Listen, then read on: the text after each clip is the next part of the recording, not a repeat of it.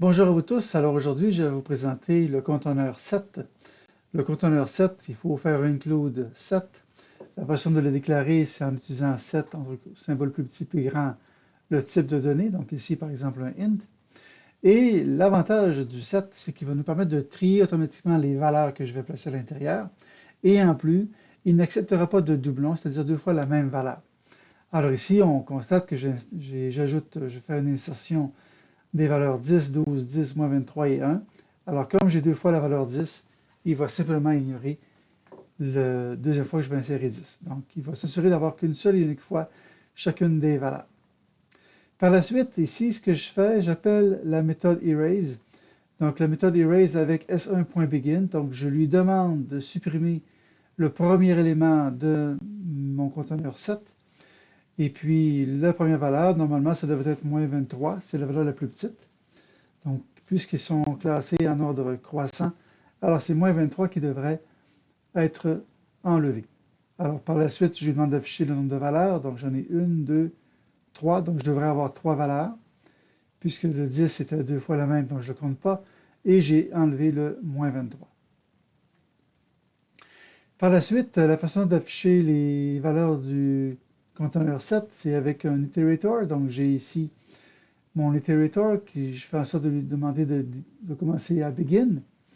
Et tant si longtemps que je n'aurai pas atteint la fin de mon conteneur, alors je vais procéder avec un plus plus et je vais pouvoir afficher le résultat, la valeur correspondante.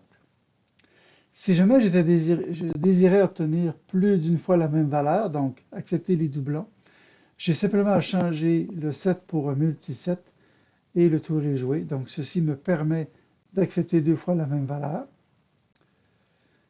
Et puis par la suite, si jamais je voulais avoir un ordre inversé, donc un ordre décroissant, bien je pourrais ici avoir un iterator qui lui va être pour l'ordre décroissant. Alors ici, j'ai ajouté la mention reverse iterator qui va me permettre de balayer les valeurs en sens inverse. Cependant, je devrais ici non pas mentionner qui commence à begin, mais plutôt à reverse begin, donc à begin. Et même chose pour la fin. Donc, au lieu de marquer end, je vais utiliser le end. Par contre, l'incrémentation, elle demeure la même, c'est-à-dire le plus plus.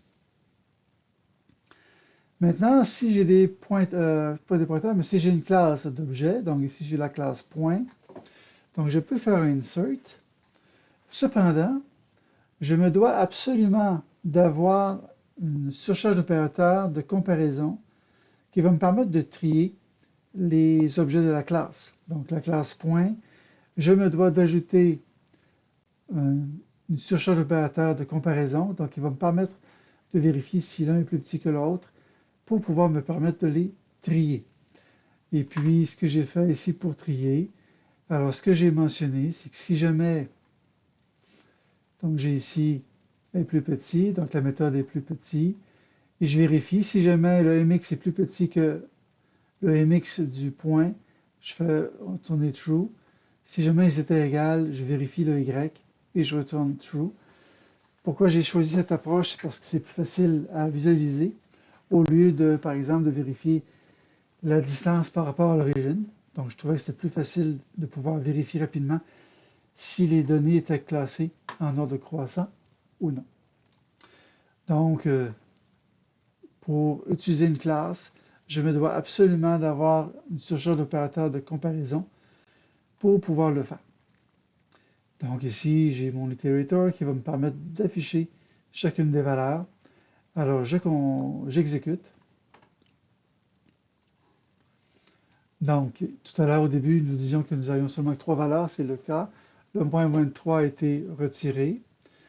Dans le deuxième cas, j'ai eu deux fois la valeur 10, donc effectivement, j'ai deux fois la valeur 10. Et ici, par la suite, je vais afficher les points en ordre croissant. Alors, le 4, c'est la valeur la plus petite pour le x. C'est pour cette raison qu'il est en premier. J'ai le 5. Puis par la suite, ici, j'ai deux fois la valeur 10. Je vais donc aller vérifier. Est-ce que j'ai pour le y une différence? Si tel est le cas, bien alors il va pouvoir le mettre en ordre croissant. Donc c'est ceci en ce qui concerne le lien pour le conteneur 7.